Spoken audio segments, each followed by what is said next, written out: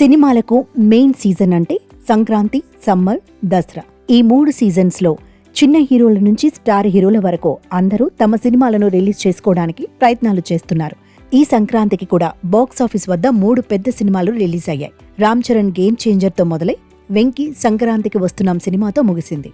సంక్రాంతి పండుగ సీజన్కో ఈ 3 సినిమాలు కూడా కలెక్షన్స్తో హోరెత్తాయి. కట్ చేస్తే ఇప్పుడు వీటికి అసలైన పరీక్ష మొదలు కానుంది. సంక్రాంతి సీజన్ అయిపోయింది. ఈ వారంతో బాక్సాఫీస్ వద్ద సినిమాల వేడి కొంతమేర తగ్గే అవకాశం ఉంది. మరి సంక్రాంతికి రిలీజ్ అయిన సినిమాలలో ఏ సినిమా బాక్సాఫీసును ఏలే అవకాశం ఉంది? ఏ సినిమా బరిలో ఓడిపోయింది? రామ్ చరణ్, శంకర్ కాంబినేషన్లో వచ్చిన గేమ్ చేంజర్ చిత్రాన్ని దిల్ రాజు భారీ స్థాయిలో తెరకెక్కించాడు. విడుదలకు ముందు ఎన్నో అంచనాలు తెచ్చుకున్న ఈ చిత్రం డిసెంబర్ రేస్ నుంచి సంక్రాంతి రేసులో నిలిచింది. కానీ సినిమా పరంగా మాత్రం ప్రేక్షకులను ఆకట్టుకోలేకపోయింది. జనవరి 10న విడుదలైన ఈ చిత్రం సంక్రాంతి పండుగ కల్లా వెనకపడిపోయింది. రిలీజ్ రోజు మంచి కలెక్షన్స్ ను సాధించినా లాంగ్ రన్ లో మాత్రం పెద్దగా కలెక్షన్స్ ను సాధించలేకపోయింది.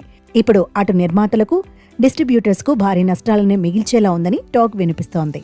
ఇక సంక్రాంతి రేసులో నిలిచిన రెండో చిత్రం డాకు మహారాజ్. నందమూరి నటసింహం, బాలకృష్ణ, బాబీ కొల్లి కాంబినేషన్లో వచ్చిన డాకు మహారాజ్ చిత్రానికి కలెక్షన్ల వర్షం కురుస్తుంది. బాలయ్య అంటే సంక్రాంతి, సంక్రాంతి అంటే బాలయ్య అని మరోసారి నిరూపించాడు. 4 రోజుల్లోనే ఈ చిత్రం 100 కోట్లకు పైగా కలెక్షన్స్ ను సాధించింది.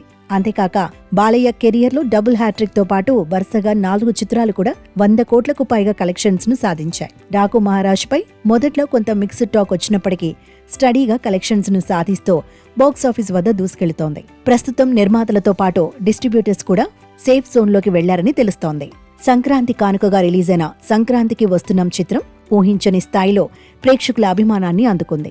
జనవరి మొదటి వారం వరకు ఈ చిత్రం సంక్రాంతికి వస్తుందో లేదో అనుకున్నారు. కట్ చేస్తే సంక్రాంతికి వస్తున్నాం టైటిల్ తోటే అంటూ ఒక విధంగా అనిల్ రావిపూడి దిల్ రాజును లాక్ చేశాడు. ఫ్యామిలీ ఎంటర్టైనర్గా వచ్చిన ఈ చిత్రం ఫ్యామిలీ ఆడియన్స్ కు బాగా కనెక్ట్ అయింది. వెంకటేష్, అనిల్ రావిపూడి కాంబినేషన్లో వచ్చిన 3వ చిత్రం ఇది. అనూహ్యంగా ఈ చిత్రం 131 కోట్లకు పైగా కలెక్షన్స్ ను సాధించి అందరికీ షాక్ ఇచ్చింది. సంక్రాంతికి వస్తున్న చిత్రం ఈ రేంజ్లో కలెక్షన్స్ ను సాధిస్తుందని ఎవరూ ఊహించలేకపోయారు.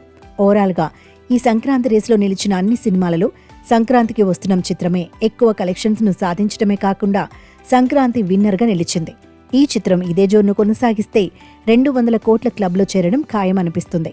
వెంకటేష్ కు F2 చిత్రం తర్వాత సరైన హిట్ లేదు. దాదాపు 4 ఏళ్ల తర్వాత సోలోగా గ్రాండ్ హిట్ కొట్టడంతో వెంకటేష్ కూడా మంచి జోష్లో ఉన్నాడు.